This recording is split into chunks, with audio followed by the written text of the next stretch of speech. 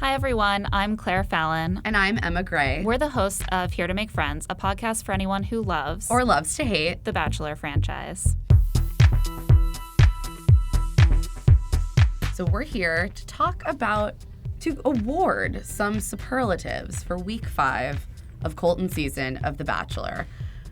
First up, most likely to go into a job interview and promptly explain why she is not the right one for this position. I don't know how to compete with other women. Yeah, this is very relatable to me. This is how I act in a job interview. I am deeply unqualified.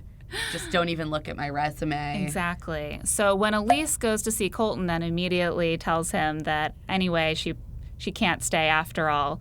I related to that impulse. She decided in the moment that she couldn't hack it anymore, and she sent herself home.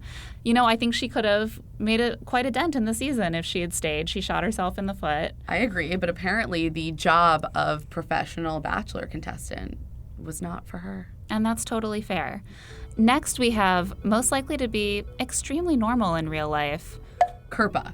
For sure, Kirpa. And the way we know this is that Kirpa has gotten almost no screen time. They don't even find her dramatic enough to show the fact that she apparently tripped on rocks, got a gash in her chin, needed to get stitches, and then had to wear a bandage for an entire week. We get none of this context and just see Kirpa smiling and being supportive to the other women with this bandage on. Yeah, whenever we see her in conversation with the other women, she always seems chill, making a few jokes. I think I'd like to hang out with her. Yeah, maybe we can make that happen. That doesn't always play well on television, so.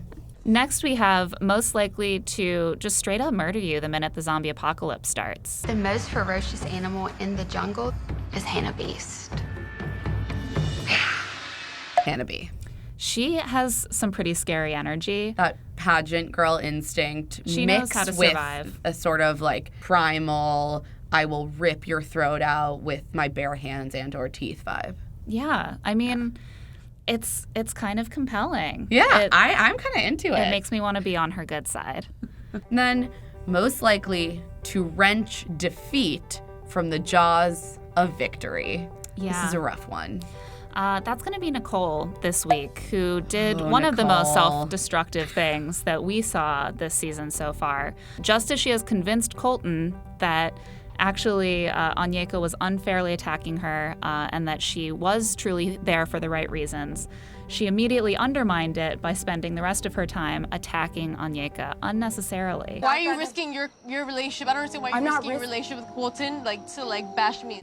And setting off a massive meltdown from which Colton, cannot recover and has to go off and just weep openly on the beach about. Oh, that's an angry walk.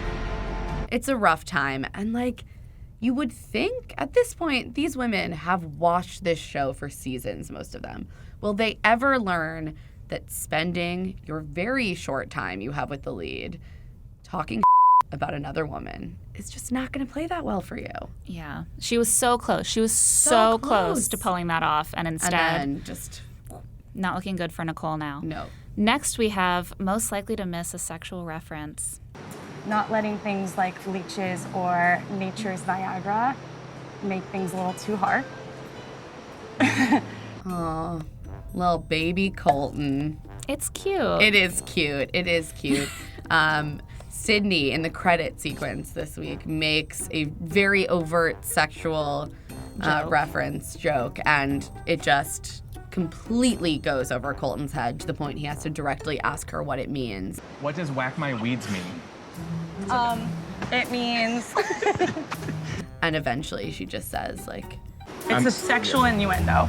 Yeah. Yeah. Always fun to have to explain your jokes. Yeah, that's how you know they really landed.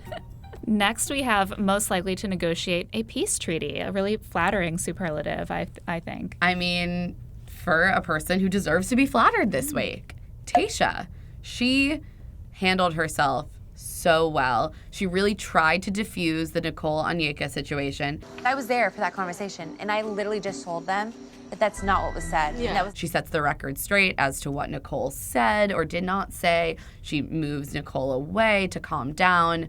But at a certain point, even Tisha cannot broker this peace treaty. Yeah. It's just going to explode. Sometimes the divisions between two nations just run too deep. Exactly. And they must go to war. Exactly. Unfortunate. And our standard weekly power rankings, most likely to win the series.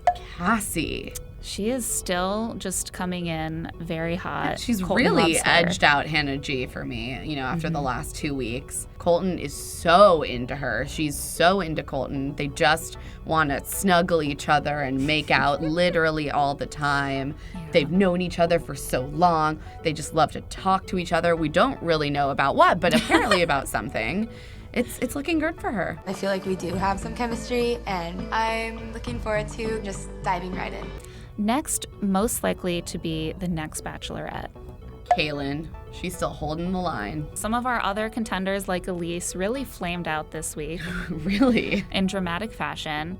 Kaylin didn't get much screen time, but she held the line. She still seems like a solid choice, and I think she's gonna be there toward the end, making a case for herself. I have no clue what I'm doing, so we'll see. And that's it for this week's Superlatives. Join us again for more love. And, of course, snark. When we discuss next week's episode of The Bachelor.